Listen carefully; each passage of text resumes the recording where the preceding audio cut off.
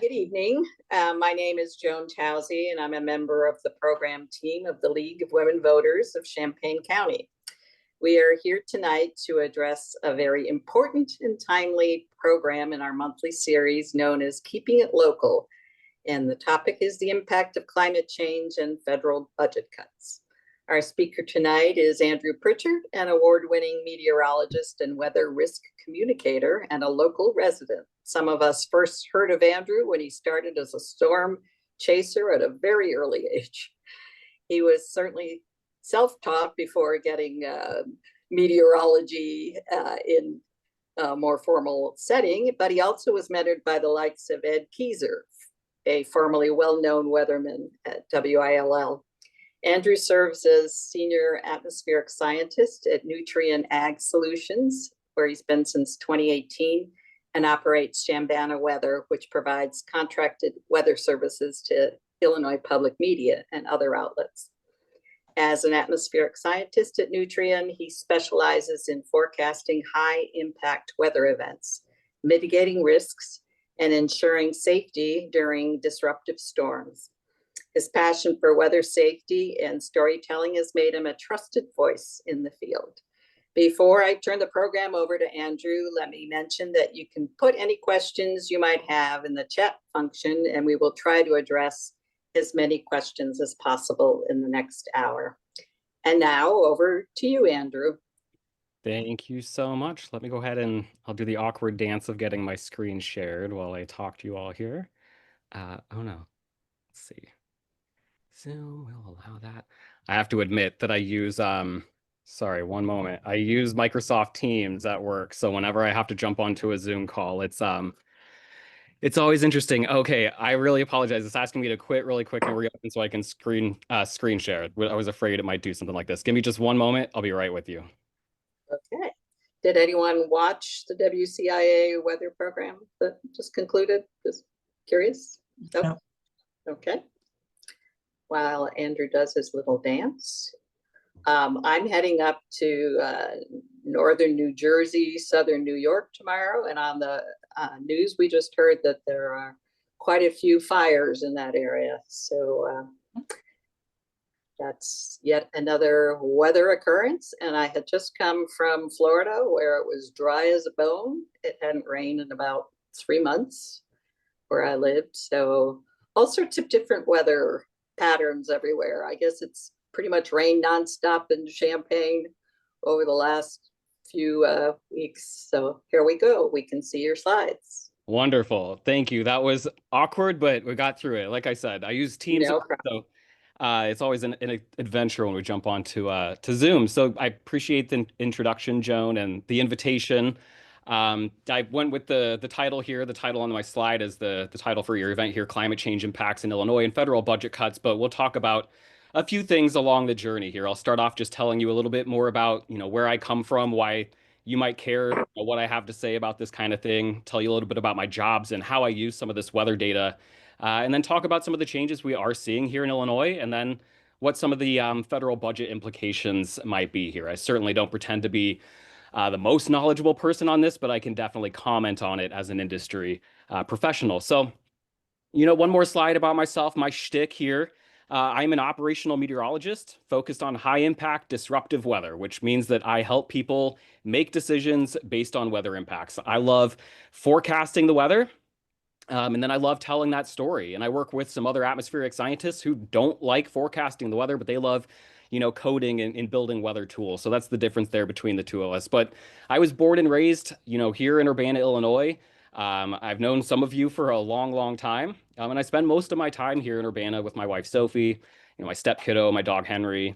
But there's a few days a year that people really care what I'm thinking. So that's what we're going to be talking about today. That's my shtick in the world of weather. So I do wear a couple of different hats, a few different hats.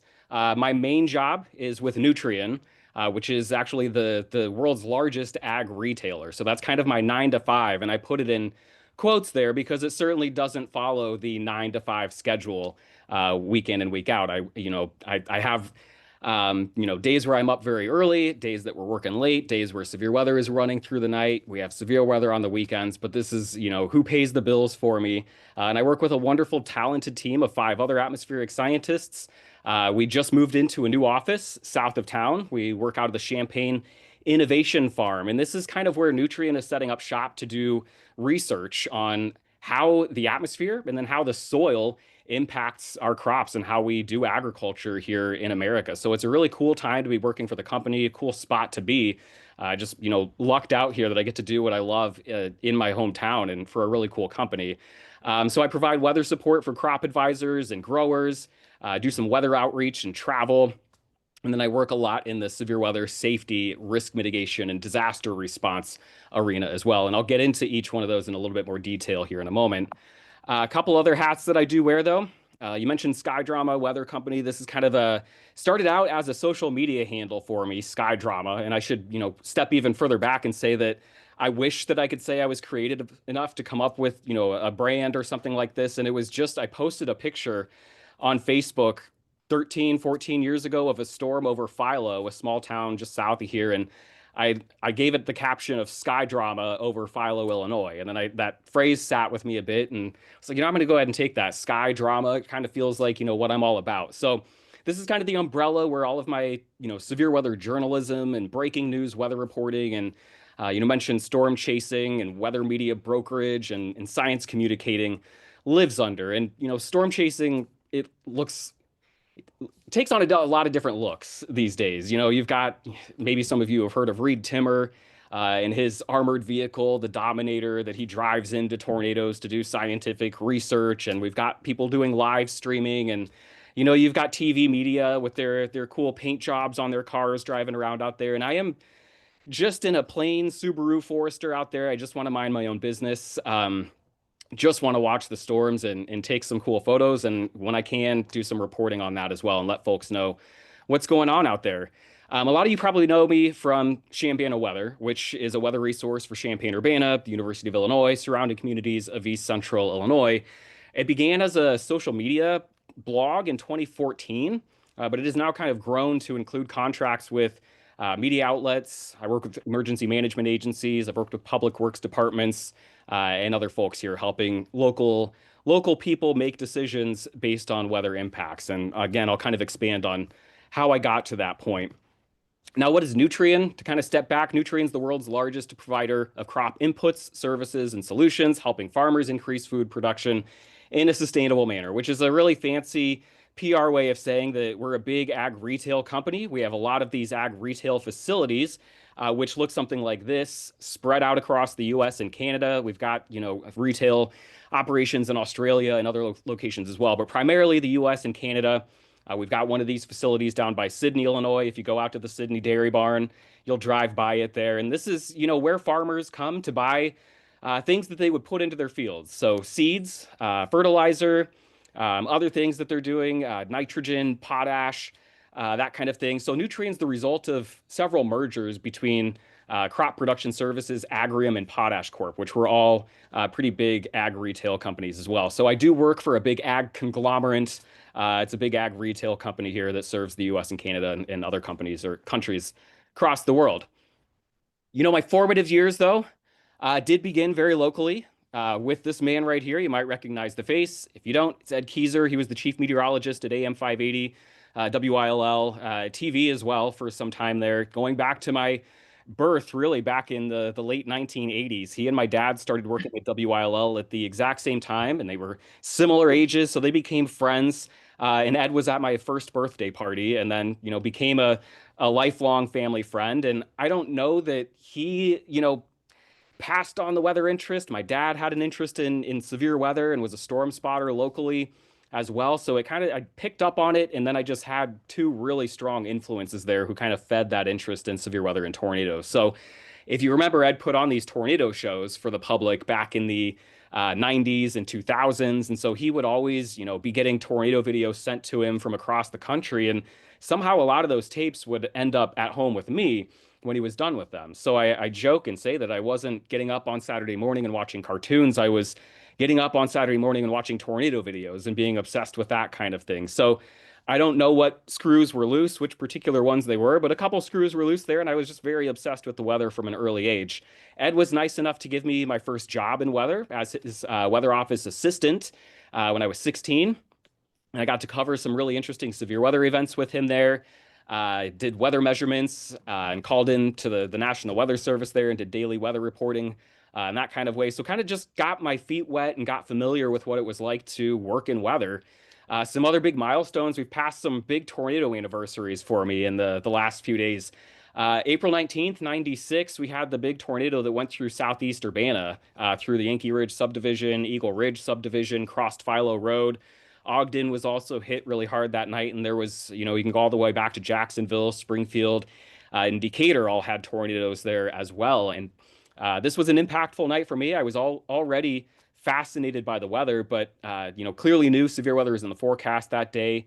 Was thinking about it, watching the local weather coverage, was herded to the basement with my siblings when the sirens went off. But my dad, being the Midwestern dad with an interest in severe weather, was hanging out the back door, and he spotted the tornado and couldn't help but yell out that he saw it. And so I ran up the stairs and joined him on the back porch, and we watched the tornado illuminated by lightning going by there out our back door. So really impactful day there. I went on my first storm chase, coincidentally, the same date, April 19th, 2002. My dad always told me I had to wait till I was 18 to go out there, and that always crushed me, knowing that he was going out there at times with the Department of Atmospheric Sciences. And I'm like, I'm obsessed with this stuff. How can you leave me back at home? But he actually took me out when I was not quite 18, but showed me the ropes there, and I started venturing out on my own and with friends just locally.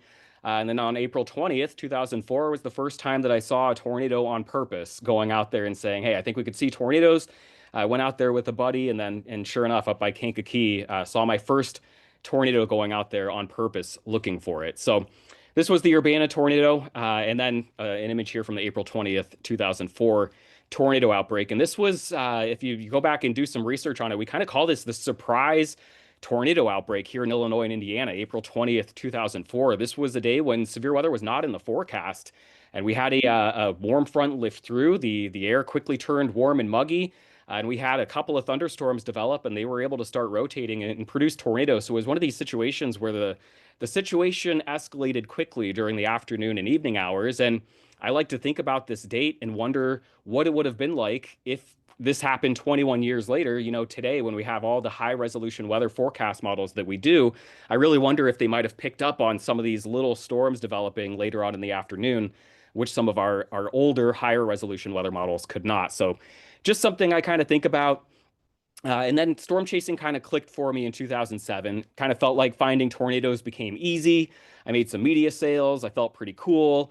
Finished up my associates in earth sciences at Parkland College, and then kept working part-time at WILL while I transferred to NIU to finish up my undergrad. While I was at NIU, I was the American Meteorological Society, the student chapter there, their president, from 2011 to 2012. So organized meetings and did that kind of fun thing. Always kind of assumed I would end up back at WILL working with Ed Keyser. So I kind of went through the motions, no real clear career trajectory other than I want to forecast the weather and I want to be the voice on severe weather in the room. So that was kind of my plan. Unfortunately, I graduated in 2012 with no job lined up in meteorology. The WILL weather department was eliminated due to budget cuts in 2010. So all of my friends were graduating with jobs. What I kind of assumed I would end up doing wasn't a thing anymore. I suddenly was really bad at storm chasing from 2012 to 2015. Had a big breakup, moved home and sulked a bit, and found some work in science and research working over at Wolfram Research, which was, interesting work, but it was not what I wanted to be doing. So I kept doing what I wanted to do. So Sky Drama, Chambana Weather was born. I said that back in, 2013, 2014. I started getting invited to do contracted weather services, helping people make decisions based on weather impacts. So my first job or first gig was for this event, Bike MS. That's a big outdoor cycling event where thousands of cyclists come in and they pitch tents and they camp and they're out cycling for the entirety of the weekend across multiple counties. And so they wanted to have a meteorologist on site, watching the weather, watching the radar, giving them updates all the time, and making sure that if storms came through, that everyone was in a safe place. So this photo that I put up there is actually one of my favorite career pictures. I snapped this as a big line of thunderstorms was sweeping in during that event. And you see all the tents there, but not a single person there because everyone was well warned and already been, herded into their equivalent of the State Farm Center or the Assembly Hall. Their convocation center was what was kind of their safety place there. But I started talking with some local media here. The first radio station I reached out to was the Parkland radio station, WPCD. I knew they had student broadcasters there, so I reached out to their station manager and I asked if they would be interested in having local weather services provided by an alum, that would be custom for them, for the Parkland radio station, for their DJs to read, and it was well received. And so I was, suddenly I had my weather forecast on the radio in Champaign, Urbana. And so that was really exciting.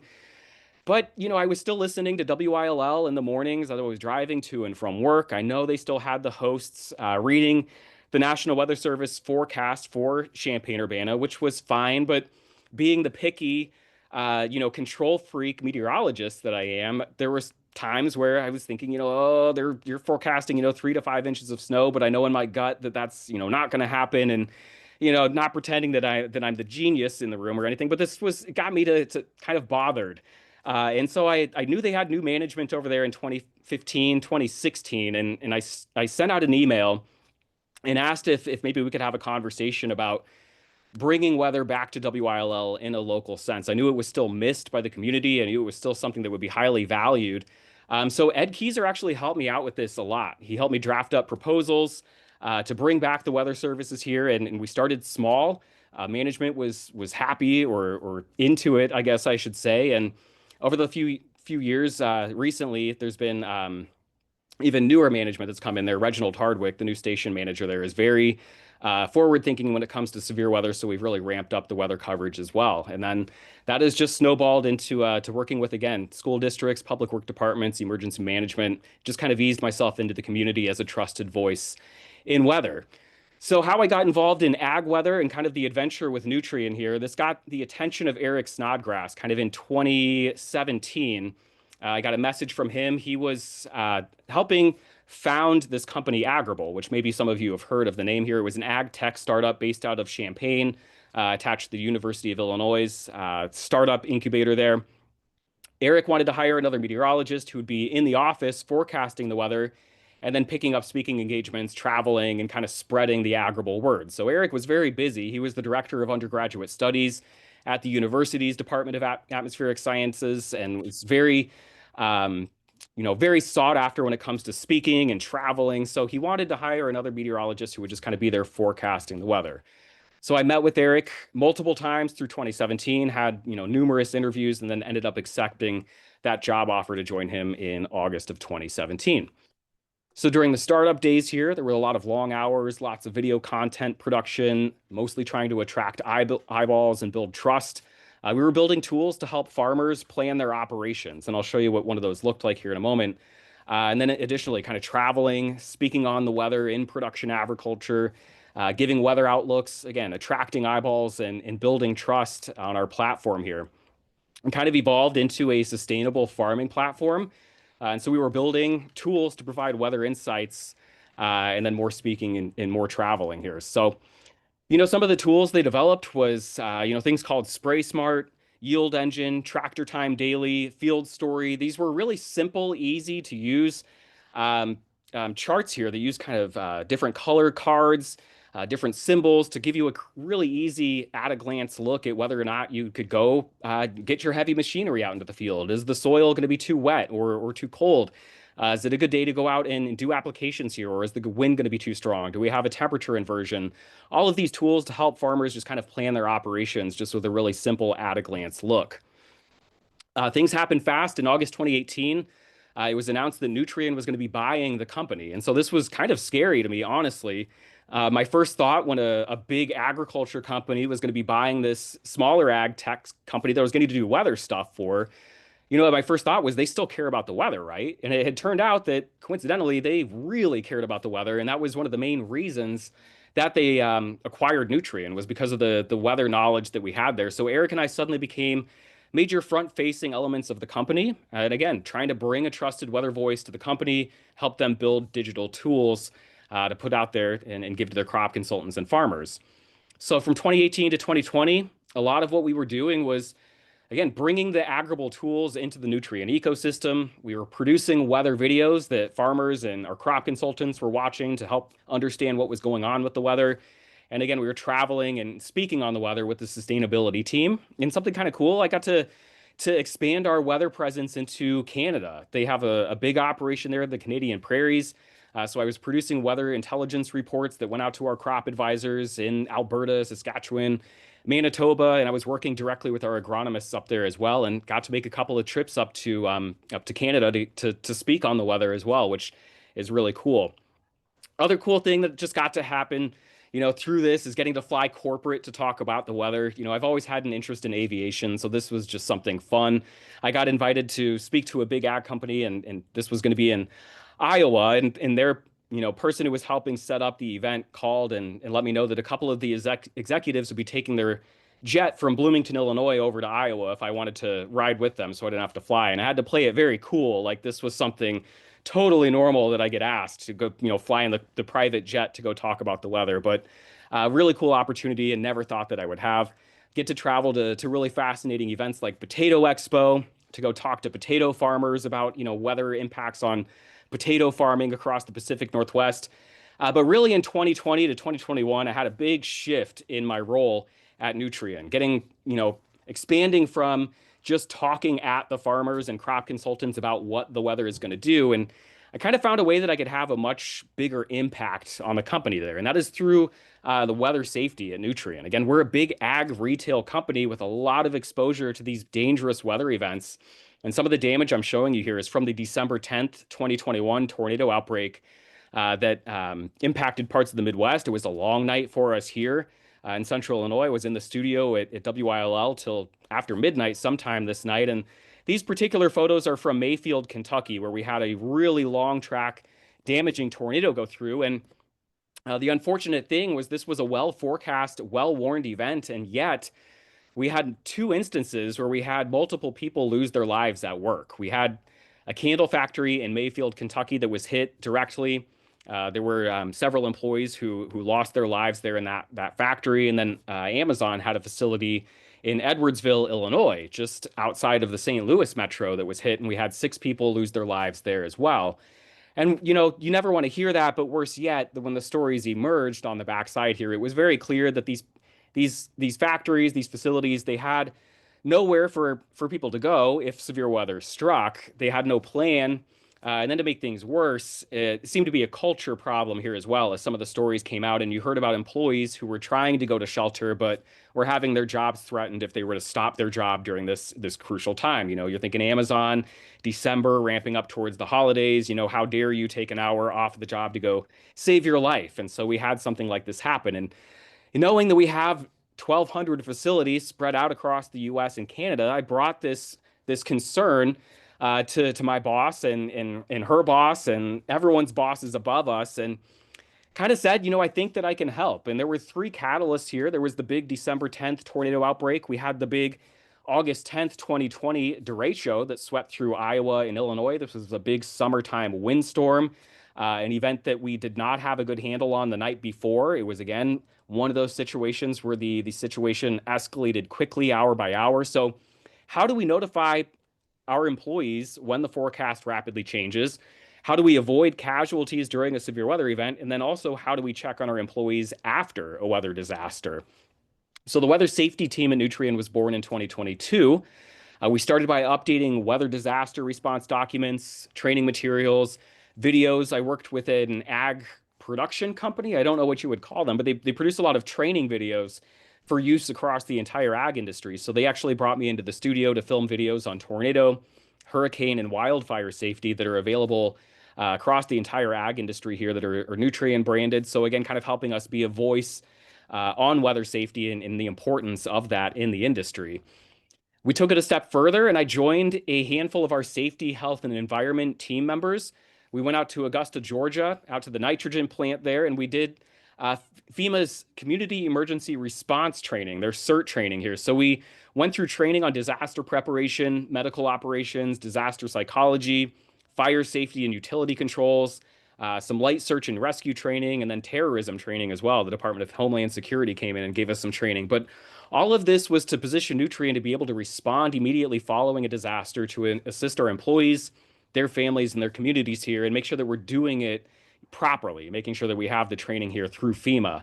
So again, some really cool stuff that we got to go through, things that I never thought that I would, have exposure or the opportunity to do so as a weather nerd, as a meteorologist. But this is something that is really important to me, keeping everyone safe. And I loved that my company was supportive of this. So I got to bring this backpack home with me. It's a green bag that I carry around with me now when I'm out doing weather reporting across central Illinois or across the Midwest. And I have got these tools here so that if I run into a situation where we've had a town or a community damage, that I have some light training at least, and I can be of assistance here and not be in the way. Now, something that we've been able to do this year that I was never able to do is I can now ping every Nutrien employee on their phone with an alert through a weather safety app if they are in a division or a region that is going to be impacted by severe weather. So you think a lot about severe weather, tornadoes, thunderstorms, windstorms here in the Midwest, but we actually have quite a few facilities across the southeastern U.S. as well, down into Florida, into the Carolinas, parts of Georgia as well, which are very exposed to hurricane activity during this late summer into the fall. So being able to be in touch with these people directly, letting them know, sometimes multiple times per day, the changes that we're seeing, which facilities are going to be exposed to what wind speed, how much rainfall, when will the impacts begin, which facilities maybe are not going to have such high impacts. And I've learned a lot about how we actually respond to these kinds of things in working directly with our retail teams. And what I mean by that is we're a big ag company. We have a lot of scary chemicals and hazardous materials at a lot of these facilities. And instead of just hunkering down before a big storm, I've learned that when we have good lead time on a high impact hurricane like this, we have contracts with fleet companies that will come into our facilities. We will load them up with all of those materials and evacuate them to a facility or a location that's going to be outside of that storm. So we're not exposing them to those dangerous weather conditions. We're making sure that we're evacuating employees. We kind of take it in 3 steps, and that is make sure everyone is secure, every employee, every person, then make sure all of the materials are secure. And then we want to follow up on everyone on the back side here. Unfortunately, just this past spring, we had a direct impact from a tornado as well at our Hopkinsville, Kentucky innovation farm. This is another one of those innovation farms, just like the one that I work at here south of Champaign. Multiple buildings here where we do science and research there out in the field. And unfortunately, every building was destroyed here by this tornado. The saving grace was this occurred at 9:15 in the morning on a Sunday. I know that ag is kind of a 7-day a week thing as we get deeper into the summer and the fall here, but luckily no one was there. But again, another reminder here, you've even got another facility in a different part of that storm as well, another one of our farms. So multiple facilities were impacted by severe weather this day. I actually now on the back end have expanded my role to work with our risk mitigation and our insurance claims department as well, kind of after severe weather rolls through, collecting all the reports, looking for damage, and then lumping these all into a storm report so that we can tie them into the same storm system. And then, that helps us when we're trying to file these insurance claims, trying to meet certain deductibles per storm event and that kind of thing. So another world that I've been exposed to here, working for an ag or a corporate company here, is working with our insurance and claims department. So this is where we get kind of into talking about some of our big weather disasters that we have here in the United States. This is a map that's showing all of the 2024 billion-dollar weather and climate disasters that we had here in the United States. So you're seeing a lot of severe weather here in the central United States. It was a very active severe weather season in the months of April, May, and June. We had several notable tornado and severe weather outbreaks across the Midwest. We had significant flooding in parts of the upper Midwest. And then we went into a very active summer and fall hurricane season with several notable events across the U.S. coast as well. I was witness to some of these events. This was an image that I captured in April 26th. We're coming up on the anniversary there. This is a very large tornado that hit Minden, Iowa, which is a really small community in southwestern Iowa, just off Interstate 80. You're seeing some debris being lofted by this tornado. This was one of the first times I've seen a giant like this kind of engulf a small community like this. And it was one of the most humbling, sad things that I've watched, a storm do to a community, knowing that people's lives were being impacted. And unfortunately, one gentleman did lose his life from this tornado as well. And he had sought shelter in his basement. He just had a lot of a debris collapse on him there as well and died from his injuries a day later. So when I go out there and I'm doing these storm chasing, I don't want to call it adventures because that's the exact wrong word for it. I'm out there watching and observing the beings that I've studied, but I know that there is a huge impact going on at the ground there. So this is the moment Minden is being impacted here, April 26th. Now there was an ag crossover with this event in July. About 3 months later, I was making a trip out to Colorado with my family. We were just going on a little family vacation. We were going to be driving by Minden on Iowa or on I-80. And so just a couple miles off the highway, I wanted to swing through and just see how the recovery was going in Minden. And for the most part, I saw what I expected to see, which was a resilient Midwestern community that was putting things back together. But as I walked around the neighborhood that the tornado had gone through, I started to notice something very, very odd. So I'm showing you a photo here where you see a foundation where a home once stood. The home was completely destroyed as it was pushed off the foundation, but you notice something kind of odd in the yard here, kind of surrounding the home. And as I go to the next photos here, you'll notice some recurring themes. This is a sidewalk, going through a neighborhood. You see some homes damaged there in the background. Here's the other direction down the sidewalk and some damaged trees there. You're seeing these corn plants that are growing up. And again, this is July, and I've got kind of waist or shoulder high corn plants all around me. Here's one more shot here looking at a house, all boarded up from the windows that were broken, and you see the damaged trees there. But I've been covering this kind of thing for 20 years in the Midwest, going out, watching storms, looking at the damage they caused, studying them, understanding what's going on. And I have never seen this happen where a tornado has gone through a town, and then 3 months later, we have corn that is growing through the neighborhood where the tornado happened. So, of course, as I was making my circuit through, talking to farmers all winter and early spring here, I was showing these photos, just trying to get someone to guess how this could have happened. And I think my first guess was probably wrong. My first guess was it was late April when the tornado happened. Maybe it went through a farm field where corn had just been recently planted. Maybe it picked up the seeds and then deposited them in the town here, and then it later grew. And that probably would have been a little bit too perfect or too coincidental. I think what's much more likely is that a farm or a facility that had seeds stored on it on location there was hit by the tornado upstream. If you haven't heard of these wild instances of debris being transported tens or hundreds of miles, downstream by the storm, it does happen. So these tornadoes can loft debris. They get caught up, in the higher parts of the storm, and they can be deposited well out in advance of them. So it may be that a facility was here to, and blew some seed across Minden, and then because these yards were not mowed during the spring and summer, the corn was allowed to grow. I don't know what the answer was, but it was fascinating in kind of a bizarre sort of way, and something I don't have an answer for. They're not all so menacing. This is what I would much rather see, a very photogenic, harmless tornado out in the open fields. This was just a few weeks later, also in Iowa. This was near Carbon, Iowa. This was on May 21st. And then back on April 26th, this was a rather photogenic tornado in the Lincoln, Nebraska area as well. Some really high impact, very photogenic, but very dangerous storms during the spring in 2024.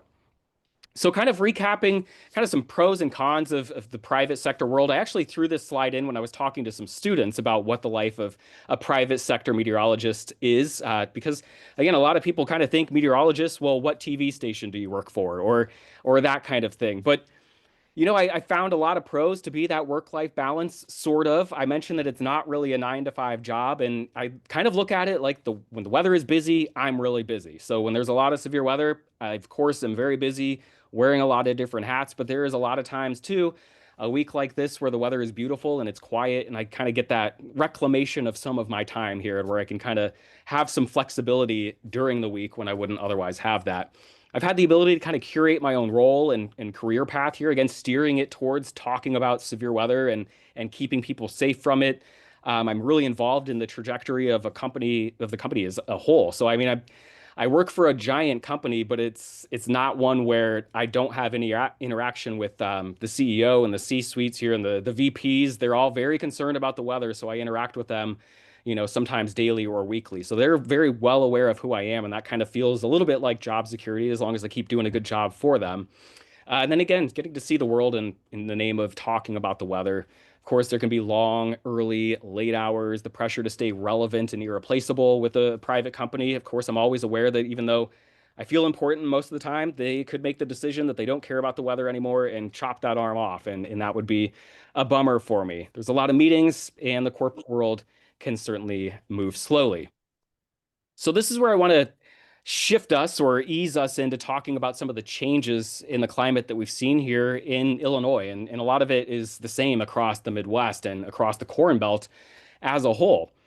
Now, when we think about climate change in Illinois, everything that I'm going to be showing here is just data. I'm not going to get my opinion hat on or anything like that. I'm certainly going to not get, doom and gloom and try to talk about how scary things could become. That's not at all what I'm going to ease into. I just want to show you some data on some of the ways that our climate is changing here in Illinois. And then we'll kind of expand that into, what some of the cuts here for NOAA might mean about, not necessarily climate change, but how we understand the climate and forecast the weather. But to step back here, talking about climate change in Illinois, there are a couple of different ways that we're noticing changes. Of course, it is getting a bit warmer, but maybe not in the way that you think. It's not, warming very rapidly during the summer here across the Midwest. We're actually seeing a much more rapid warm up in the winter and the spring months. The change that we're seeing in the summertime is actually an increase in moisture. So instead of seeing suddenly, a ton of days in Illinois where the high temperature is 100 to 110 degrees, we're not turning into the desert. We're dealing with a lot more of these tropical days where the dew point is 75 to 80 degrees. And when we have very moist, humid air, it's really hard to cool down. So that leads to very warm overnights. So the high temperatures are not warming nearly as much in the summertime as our overnight lows are warming during the summertime and as our humidity is increasing during the summertime. But you've noticed it during the winter. It's not your imagination. It's getting cold a lot less. It feels like, November and December are almost the rainy season here in Illinois anymore. And then we get some cold days in January and February, and then we're on into an early warm up here in the spring. And it's not necessarily your imagination at all. Now, we are seeing more rainfall annually, but the bigger change in our rainfall is we're seeing more of these heavy rainfall events. So we're seeing more rain, but we're also seeing more of it at once. So it is also not your imagination. If you have a lovely Urbana basement with a sump pump in it, if you're dealing with flooding like I deal with here when we get these multi-day 4, 5, 6 inch rainfalls, this is happening more. We're getting a lot more of these rain events, all at once versus having it spread out over the course of the year. Of course, that leads to flooding events. Of course, that leads to big problems in agriculture as well as the farmers are trying to get out there at various times of the year. This is one where we've had a lot of flooding in the Midwest and the South, down in the Ohio Valley, and it's been really difficult for farmers to plant and do early field work, and they're getting very, very far behind as the fields are too wet and they're waiting for things to dry out, and they're also not getting breaks between their heavy rainfall events to allow things to dry out as well.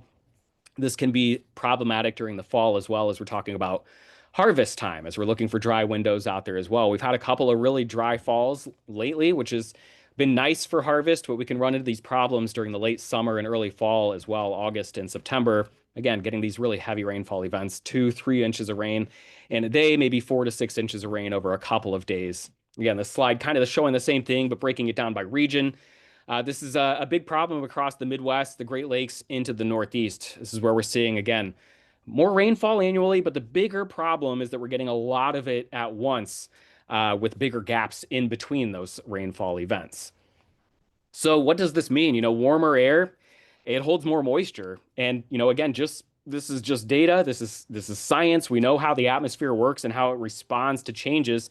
And for every 1 degree of an increase in the temperature, it can hold 4% more water vapor. And water vapor is energy. When we heat it up, it is fuel for heavy rain and thunderstorm events or heavy snow if you're so lucky to be in an area where it's below 32 degrees at times. But this is how, again, we're just kind of adding energy and kind of juicing up the atmosphere is kind of a way to look at it here across the Midwest. So if you think about humidity, heat and humidity, that's kind of, a generalized way to think about thunderstorm fuel. This is what we call instability when it's very warm and humid down near the ground and it's colder aloft up near where, the commercial airliners are flying around. We get an imbalance there. And while it might not seem intuitive, it seems rather counterintuitive. That hot, muggy air that feels heavy when you walk out in the summertime, it's actually very light and very buoyant, and it wants to rise. Cold, dry air is actually very dense. It's very thick, like molasses. So when we get that imbalance, that hot, muggy air down near the ground, it wants to rise. It wants to rise easily, and that's why during the late summer, it's very easy to pop up those thunderstorms. Or if you're down in Florida near the coast, it's easy to pop those storms during the summertime because hot, humid air, it wants to rise. So if we have warmer, more moist air, I'm getting to the end of my day here. I'm trying to make up words. Humider, not a word, but if we have more warm, moist air, it's going to be easier to generate thunderstorms, and especially during some of these off months. And this has kind of an impact in how some of these weather systems behave here across the Midwest. You're also not imagining things if you're kind of wondering, are we heading for the basement more? Are we having more severe weather events here in the Midwest? There's been some really cool research and data actually done by a former college classmate of mine, Victor Gensini, and some other peers here that have looked at the trend in days that are favorable for tornadoes. So this is not necessarily saying that every year we're seeing more and more and more tornadoes in the orange shaded areas, which include us here in Illinois and in Champaign County, but it's saying that every kind of year over year, we're seeing an increase in days where we have those ingredients favorable for severe weather, that warm, humid air and the wind shear from the big, intense storm systems. So if you can kind of follow me on a story here in kind of a way that we can't say that this storm system happened because climate change, but we can kind of say that, climate change may have contributed to this weather event. And the one that I want to pick on, and you can kind of look at some similar events in recent weeks, but these wintertime severe weather events, December 10th, 2021, where we had the Amazon facility hit, where we had the Mayfield, Kentucky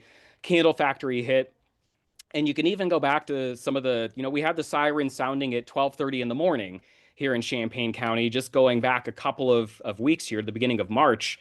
Some of these winter and early spring storm systems, they have a very strong jet stream to work with. We're coming out of the winter time, which is when the jet stream is at its strongest. So we're getting these very big, strong areas of low pressure that historically, have not had the fuel to combine with them to get that combination of instability and wind shear. They've just had a ton of wind shear, but no instability. Well, now we're kind of introducing, again, bit by bit, some of these big wintertime and early spring storm systems. Now they have just a little bit of fuel to work with. And it doesn't take much when you have one of these very strong storm systems. Again, when I'm saying big areas of low pressure or big storm systems, I'm talking about those really, really intense areas of low pressure that swing through the Midwest. It's very windy. We get the 40 to 50 mile an hour wind gusts. Sometimes we get a big winter storm. Well, now sometimes in the warm sector of that storm off to the south, we have enough instability for severe weather. And with a lot of jet stream dynamics, that's a dangerous combination. So again, we're seeing an increase in these nighttime tornadoes. It's warmer, it's more humid, we have more energy. And so we're not cooling off as much overnight. We're keeping that instability present through the overnight hours for those storms to work with, instead of saying, hey, the sun's going down, it's going to cool off, the instability will fade. It's just not the same anymore. So we're seeing an increase in these tornado events overnight as well. So of course, over the last 2 decades, plus we've seen a big increase in billion-dollar weather events.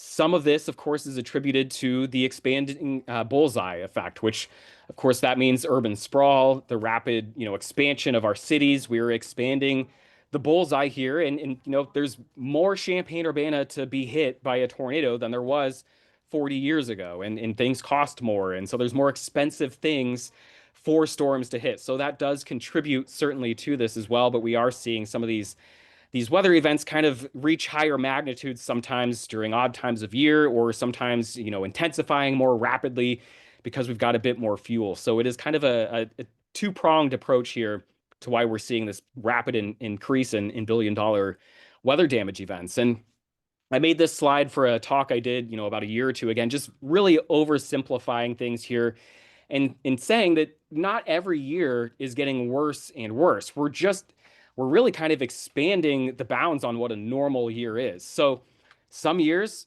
very, very active for severe weather across the Midwest here or central Illinois. And then some years are extremely quiet. So it may have been that 40 or 50 years ago, a normal year was kept in bounds, maybe like this. And now we've shifted to something like this, where, a normal year includes anything from, 120 tornadoes or 140, which is what we saw in Illinois last year, to maybe 5 tornadoes instead of saying that, typically Illinois sees between 20 to 30 tornadoes a year. What's a normal year anymore? That's really changing as we kind of just add more energy to the atmosphere, add more energy to the jet stream, and really kind of throw off what is normal, across North America. So it's no surprise to anyone here that yes, we've had lots of conversation about NOAA and the National Weather Service, whether it's been cuts to the budget or layoffs or both of those things. It's been tough to keep up with. And there's a couple reasons why I do want to give the disclaimer that, I'm not the voice on this kind of thing. A lot of the communication that's happened from NOAA, the National Weather Service, I work directly with these people on a daily basis, and they've all been instructed that no communication is to come from them, that it's all going to be from NOAA's main PR department. So that's all fine and well. It just means I have a little bit less idea what's really going on there, except for some of these informal looks behind the curtain that some of my colleagues and friends are willing to give me there. And so I have kind of an idea in that way. And then the other element of it is that things are changing so quickly that, it seems one week one thing's happening, the next week maybe it's taken back. It was last week I was very upset because there were rumors, and then it was confirmed. I woke up first thing on March 17th to try to look at the Midwest Regional Climate Center's website, and it was offline because the budget had been cut for that and all climate centers across the US, which upset me because they're being, it seems targeted because of the scary climate word, but these are just weather resources for us here across the US. But I bring them up to say that funding was restored 2 days ago and they're all back online. So it's kind of hard for me to comment on what's happening, what's going to happen, what's the impact, because it is changing a lot and I don't know kind of day to day. But just to give some backstory, if you're not terribly familiar with the NOAA and the National Weather Service, NOAA was officially established in 1970, but its roots trace all the way back to the early 1800s with early weather and coastal services. So they have all of these weather records going back to the 1800s in some cases. The National Weather Service is a part of NOAA. It provides daily forecasts, severe weather warnings, weather data using a national network of radar satellites and observation stations. So they maintain some of the most comprehensive weather records in the world, including data on temperature, precipitation, hurricane, tornadoes, and more. They hold all of the weather data here in the US. It's great data, and they've got a lot of it. So an oversimplified look here, NOAA monitors the weather daily. NOAA runs weather forecast models based on its data daily. NOAA maintains an archive of its weather data going back to the 1800s. So they're keeping everything. They're taking the weather data every day and they're storing it. And then NOAA makes this data current, forecast, and archived freely available to the world. So if you want to take a ag company and build a suite of weather tools, all you have to do is hook it up to NOAA's pipeline here, and now I can display all of the weather data across the US and have it be nutrient branded and use it in the way that I want it to and look the way that I want and build tools that are going to go out and serve crop consultants. And they then take their weather forecast models. And again, those are computers, supercomputers that know how the atmosphere works because we've studied it and we've researched it and we've learned how it works. So they take all of the data every day. It's plugged into those computers, and those computers run equations much faster than we can do. And they spit out an output. And that output is the forecast or the prediction of what the atmosphere is going to look like in the future. And this is all, again, freely available to the world. So we can take these weather forecasts, plug it into the nutrient ecosystem, or I can take it and make cool products for Chambana weather. It's all free. It's what is driving your free weather app or Apple Weather on your phone, or AccuWeather, or the Weather Channel, or Fox Weather. They're all getting their data that they're showing you. They're getting all their forecasts and all the cool, research they do to show you when your first frost date is, or, what the percent chance of this or that is. It's all from NOAA. Our tax dollars have paid for it, and it's the envy of the world. When I go up to Canada and I give them the most basic weather presentation in the world, their jaws are on the floor because they have nothing like this up there. They have Environment Canada. It's good. I certainly don't mean to poo on it or anything like that, but it's not NOAA, and they're extremely jealous of it, and there's nothing like it in the world. Again, this entity that makes it all free. So with less money and less staff, research stops. A lot of grants have been taken away, so we are stopping. We stop advancing our ability to forecast the weather and understand weather disasters. Our hurricane forecasts have improved markedly over the last 2 decades, and that is from research. That's from going out and studying hurricanes, learning more about them, learning how they intensify, building better models to predict them. All of that is done with research. So if we stop researching, we stop learning, we're just stuck kind of with what we know. Weather measurements have an impact here. With staffing issues, a lot of the National Weather Service offices here began announcing that they were going to be pulling back on weather balloon launches. And a lot of locations here are kind of just going to be doing it when they can, is what they've said. So we stop collecting as much data. If we have less data going into the weather models, weather forecasts are less accurate. So again, these supercomputers, they're great. They know how the atmosphere works.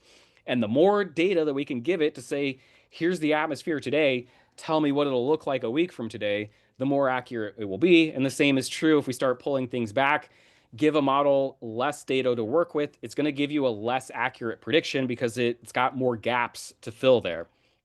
So understaffed offices, they're relying on backup support from each other during untimely weather disasters. So a lot of offices are going down to maybe having just one person on staff overnight. I just showed you a map showing a big increase in nighttime tornadoes. So, think about what the impact could be if we have a sudden severe weather situation and we have your National Weather Service office now suddenly just has one person to do everything there. So there are contingency plans where maybe offices can provide backup support for each other. That's a great solution here, but I just, want to tell you that you could have a staff of 10 to 15 people who know your community, they know your location, they forecasted the weather in your area and only your area, and are watching your back here.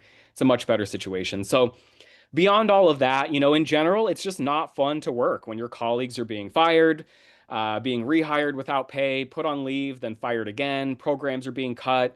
People are being forced to work longer hours under higher stress. These are all things that I've just been kind of told through connections and colleagues here that folks are being treated kind of across the board, and then some were brought back, but were kind of on leave, and then fired again, but seriously this time, and that kind of thing. And just in general, it's not the real professional way to be going about it. So my in conclusion for you on the topic is that NOAA and the National Weather Service costs the American taxpayer under $4 a year, and I say that cost again because it provides a 73 to 1 return on investment annually, and that is by saving costs by having accurate weather forecasts, and that has impacts in not just the ag industry but huge impacts on shipping. They just announced a big study on how much money NOAA had saved in shipping costs here with ports across the US here, just having a better understanding of the weather and oceans here. So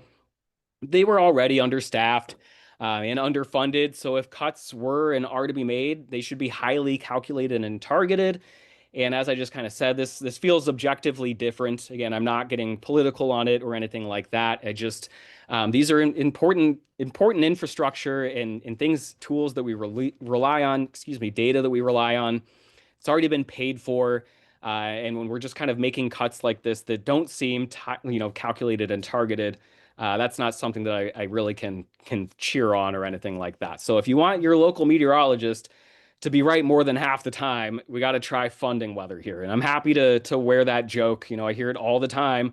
And it's true. Predicting the future is hard. We've got some great tools now that we didn't have 20 to 30 years ago. And we do some really cool research here in the United States. And I think it would be really cool if we just continue to support that kind of thing and champion getting better at, predicting the weather and being able to keep ourselves safe from this kind of thing. So I want to make sure I stay a resource to you. I appreciate you kind of following me along that journey there. I know I covered a lot of different topics in a short amount of time, so I'm hopeful that it wasn't too confusing and you gained a little bit of a look behind the scenes there. But I do want to stay a resource to you. If you'd like to keep me as one, you can find me on the net there at skydrama.net or chambanaweather.com, or you can follow Chambana Weather on social media. But I've got a new simplified email address here that you can email me on if you've got any questions or concerns or photos you want to share with me. Excuse me, down the road. My voice is going, so right on time here. I'll go ahead and trail off, and we can just we can do some questions if you've got any of those. I know that there were some concerns from people in the community who work with citizens whose first language is not English. Yes. That they have been relying on some of the, would it be through NOAA, the forecasts in other languages. Can you comment a bit on that topic? Yeah, I guess the only comment I can really make is that this is a really valuable service that I was happy to see NOAA rolling out. I've started to see much more in the way of tornado watches and tornado warning graphics being shared on social media as well in Spanish from the National Weather Service and NOAA. So this is what I guess I would put in the unfortunate category, where it was something that did not cost very much to the annual budget. This was a simple translator piece of technology that they simply decided not to renew. So maybe it's an oversight. It feels like maybe intentionally getting rid of something that's important to a demographic that really could use, weather safety and critical weather communications. So, I don't have any comment more than that, other than to say that I know it's not something that was breaking the budget. It was a simple decision not to renew that technology. I would love to see that decision reversed. It would be as simple as that. We could just choose to keep using that technology. Translating tools are becoming very common now, and that's all that it took. We just need someone to bring it back. As far as you know, have our senators, including Dick Durbin, who's announced that he's not going to seek re-election, are they quite aware of the impact of some of these issues in the state of Illinois? They are, yes, and we do have good local support. And I can say that our local National Weather Service here in Lincoln, thankfully is not seeing quite an impact. They still remain pretty fully staffed. They are short a tech person, so we got to keep our fingers crossed things don't break. We had to borrow a repair person from the Chicago National Weather Service when something broke just last month. But our local office still is relatively full staffed. Same thing up in Chicago. So I know that we have a lot of support for science and weather and research locally here. And there's a lot of it, across the country as well. There's not a lot of people that are really, excited to see some of the pains across NOAA and the National Weather Service, but they're certainly aware. And I can comment on our local office here is still doing fairly well. Paula or Anne, can you read anything that might be in the comment section? Yeah, there are a couple of questions. Does local knowledge have any impact on forecasts? It definitely does. And that's one of the reasons I like to champion your local National Weather Service office. I get asked all the time, what's the best weather app or what's the best, weather website? And, I always kind of just go back to your local National Weather Service is the only place that you're going to find an office that is unique to your geographic area, where they've got history forecasting your weather. And I can say, as someone who's been fascinated with and forecasting the weather here in Champaign-Urbana for 20 years or something like that, that you build up kind of a pattern recognition in your head, and you start to learn some things where again, I can say that, my gut says that this is not going to be a good day, or my gut says maybe this severe weather event is not going to be, so problematic. So there's kind of that intuition that you build as you start to recognize some patterns, but also geography plays a role in this as well. And so when you get into some of the more interesting terrain, mountains or oceans or that kind of thing, it's a very nuanced game when forecasting the weather and some of the microclimates there. So again, that's where, having local meteorologists who understand, how the Denver convergence vorticity zone is going to be impacted today and the storm chances here later on, or something very unique like that, really works. So absolutely, kind of local knowledge and your own local meteorologist, there's something to be said about that for sure. Right. And then I have maybe an odd question. Is there anywhere locally that archives non-NOAA weather data for CU only? Actually, yeah, the Illinois State Water Survey is a great place to get that. And I don't know the URL right off the top of my head, but I know you can Google ISWS, and I think that'll bring it up. But the Illinois State Water Survey, if you want to search for that whole thing, they take daily weather records for us here in Champaign-Urbana, and they're actually the official reporting site for National Weather Service here. So all the official, if we break the high temperature record or low record or rainfall record, that was from the Illinois State Water Survey over there on South First Street. Okay. There are no other questions in the chat, Joan. All right. Well, I think we have reached the full hour. We certainly do want to thank Andrew for a very comprehensive, what was it, 59 slides or so. And you gave us a lot of information, a lot of insights into your own life as a meteorologist, which is quite interesting since we don't know a lot of meteorologists, but really appreciate all the information on the climate change locally and information on the cuts to NOAA. So let's give Andrew a round of applause here. And thank you all for joining us, and look forward to seeing you at other events if you're a member of the League of Women Voters of Champaign County. And if you're not and you're local, please do join us. Thanks, everybody. Thank you so much for the invite. Okay.